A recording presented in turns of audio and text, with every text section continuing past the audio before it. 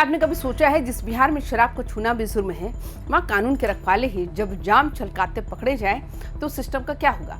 और उससे भी बड़ी बात, जब जनता और मीडिया सरकार से पूछे कि साहब ये कैसी शराबबंदी है, तो जवाब में समाधान के बजाय शब्दों का खेल और गुस्सा क्यों मिलता है। आज टू द पॉइंट में हम पर्दे खोलेंगे सारण की उस वायरल वीडियो की जिसने पुलिस महकमों को शर्मसार कर दिया। साथ ही बात होगी सूबे के उप मुख्यमंत्री विजय चौधरी के उस ज्ञान की, जहां उन्होंने शराबबंदी के नाम पर पत्रकारों की ही क्लास लगा दी। आखिर क्या वजह है कि सचिवालय से लेकर गांव के गलियारों तक खाली बोतलें मिल रही हैं, लेकिन सरकार इसे विफलता मानने को तैयार ही नहीं। नमस्कार, आप देख रहे हैं वाइबिन बिहार झारखंड। मैं हूं आपके साथ मुद्दा त्रिपाठी, लेकर आई हूं टू द पॉइंट। सबसे पहले बात करते हैं उस घटना की जिसने सारण पुलिस की नींदें उड़ा दी। सोशल मीडिया पर एक वीडियो बिजली की तरह वायरल हुआ जिसमें जलालपुर थाने का एक चौकीदार बड़े आराम से जाम का आनंद ले रहा था। टू द पॉइंट बात यह है कि चौकीदार का नाम मरई मांझी है, जो जलालपुर के पिरारी गाँव का रहने वाला है। पुलिस की जांच में पता चला कि एक महिला उसे बड़े प्यार से देसी चुलाई शराब परोस रही थी। हैरानी की बात तो देखिए, जिस महिला ने शराब दी उसका पुराना रिकॉर्ड खंगाला गया तो पता चला कि वो पहले से ही शराब तस्करी के मामलों में आरोपी है, यानी कानून का रक्षक एक आदतन अपराधी के हाथ से शराब पी रहा था। 11 मई 2026 को जैसे ही खबर जलालपुर थानाध्यक्ष के जरिए आला अधिकारियों तक पहुंची, विभाग में हड़कंप मच गया। नतीजा, चौकीदार मरई मांझी को तुरंत सस्पेंड कर दिया गया और उस पर विभागीय कार्रवाई का डंडा भी चल गया। पुलिस इसे घोर अनुशासनहीनता मान रही है, लेकिन सवाल वही है, जब नीचे का कर्मचारी ही शराब के नशे में डूबा है तो बॉर्डर पार से आने वाली खेप कौन रोकेगा। सारण की इस घटना ने एक बार फिर ये साबित कर दिया कि बिहार में शराबबंदी का कानून कागजों पर जितना सख्त है वो जमीन पर उतना ही लचीला। टू द पॉइंट बात यह है कि जब एक चौकीदार जिसकी जिम्मेदारी गांव में अवैध गतिविधियों पर नजर रखना है, वही शराब तस्कर महिला के साथ जाम छलका रहा हो तो सिस्टम की साख पर सवाल उठना लाजमी है। ये वीडियो सिर्फ एक व्यक्ति की अनुशासनहीनता नहीं, बल्कि उस नेक्सस का सबूत है जो पुलिस और शराब माफिया के बीच पनप रहा है। विभाग ने जीरो टॉलरेंस की बात कहकर पल्ला तो झाड़ लिया, लेकिन सवाल ये है कि क्या सस्पेंशन के बाद ये नेटवर्क फूटेगा या फिर नए प्यादे इसकी जगह लेंगे। अब आते हैं कहानी के दूसरे और सबसे दिलचस्प पहलू पर, जहां एक तरफ गांव-गांव में शराब की खबरें आ रही हैं, वहीं दूसरी तरफ सचिवालय यानी बिहार की सत्ता के केंद्र में भी शराब की खाली बोतलें मिली हैं। इस बात को लेकर जब मीडिया ने उप मुख्यमंत्री विजय चौधरी से सवाल पूछा तो वो बीच कॉन्फ्रेंस में ही उखड़ गए। सचिवालय जैसी जगह जहां परिंदा भी पर नहीं मार सकता, वहां शराब की बोतलें मिलना ये बताता है कि मद्य निषेध का किला अंदर से कितना खोखला हो चुका है। टू द पॉइंट बात यह है कि जब इस पर सवाल हुआ तो डिप्टी सीएम विजय चौधरी ने इसे सफलता का पैमाना बता दिया।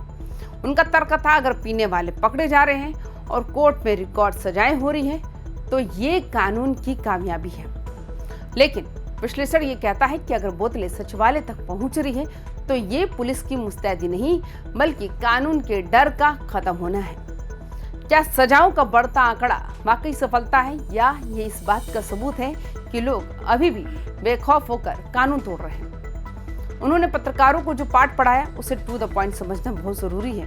विजय चौधरी ने तमतमाते हुए पूछा कि आप लोग इसे शराबबंदी कानून क्यों कहते हैं, क्या आपने कभी कानून का असली नाम पढ़ा है।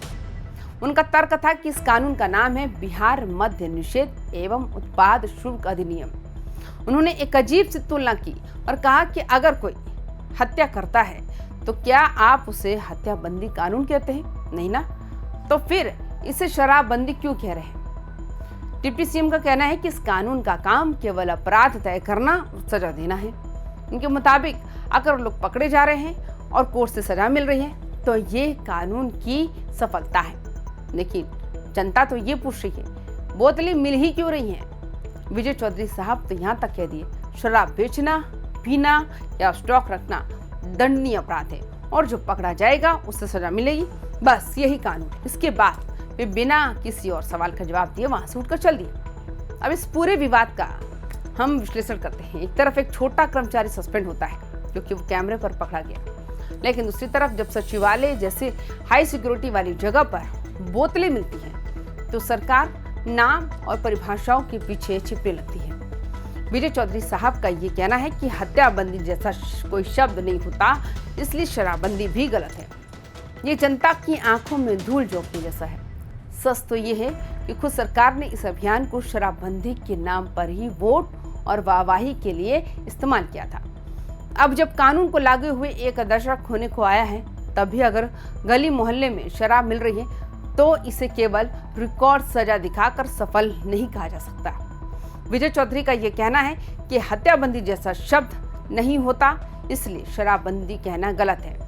ये पूरी तरह से एक राजनीतिक ढाल है। टू द पॉइंट बात यह है कि खुद सरकार ने सालों तक इसी शब्द का इस्तेमाल अपनी ब्रांडिंग के लिए किया। आज जब सवाल तीखे हुए तो शब्दों की बाजीगरी शुरू हो गई। अगर मद्य निषेध एवं उत्पाद शुल्क अधिनियम का काम केवल सजा देना है तो फिर सरकार पूर्ण नशा मुक्त बिहार का दावा किस आधार पर करती है? ये विरोधाभास दिखाता है कि सरकार अब इस कानून की विफलताओं पर चर्चा करने के बजाय मीडिया को ही परिभाषाओं में उलझाना चाहती है। निष्कर्ष की ओर बढ़ते हुए टू द पॉइंट बात यह है कि बिहार में शराबबंदी अब एक सामाजिक अभियान से ज्यादा एक राजनीतिक प्रतिष्ठा का विषय बन गई। एक तरफ चौकीदार जैसे छोटे कर्मचारियों पर गाज गिरती है तो दूसरी तरफ बड़े साहबों के दफ्तरों में खाली बोतलें सरकार का मजाक उड़ाती। जब तक सिस्टम में बैठे लोग जवाबदेही से भागेंगे और पत्रकारों के सवालों पर तमतमाएंगे, तब तक बिहार की गलियों में शराब की और बोतलों की सप्लाई का खेल बंद होना नामुमकिन है।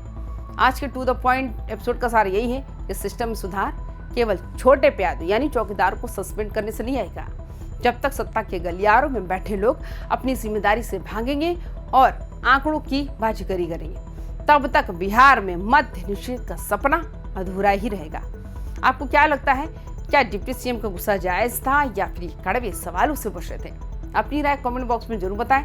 देखते रहिए टू द पॉइंट, सिर्फ माई बीन बिहार झारखंड पर। अपना ख्याल रखिए। नमस्कार।